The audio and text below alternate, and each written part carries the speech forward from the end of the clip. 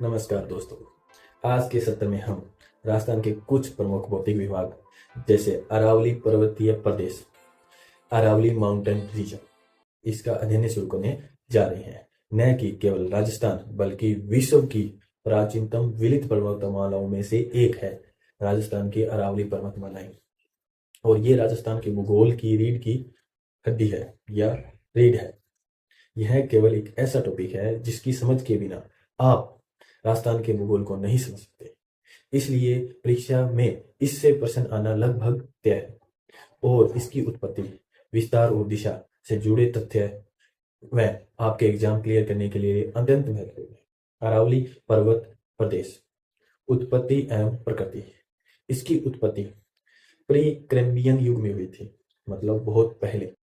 और इसकी प्रकृति, यह विश्व की प्राचीनतम वलित मतलब फोल्डेड एंड अवशिष्ट मतलब रेजिडुअल पर्वतमाला है।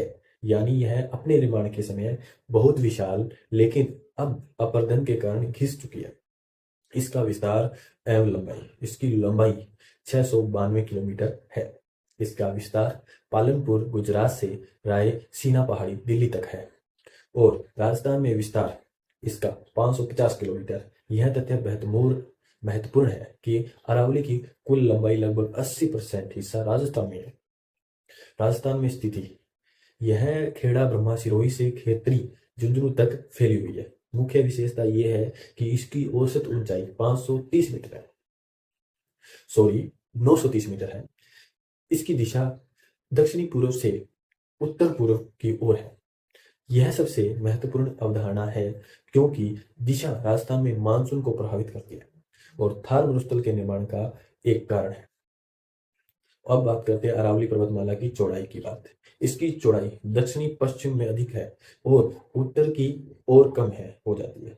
स्थानीय भाषा इसे बूंदी में आड़ावल और उदयपुर में आडावटा और भौगोलिक भाषा में मेरू कहा जाता है। तो देखिए, इस प्रकार से अलग अलग इनके नाम भी बोले जाते हैं। आड़ावल, आडावटा और मेरू कहा जाता है। इसकी विस्तार और ऊंचाई के बारे में बात करें तो सर्वाधिक विस्तार उदयपुर में फैलाव है अरावली पर्वतमाला का, जो कि राजस्थान में है। और इसकी सबसे न्यूनतम विस्तार अजमेर में है।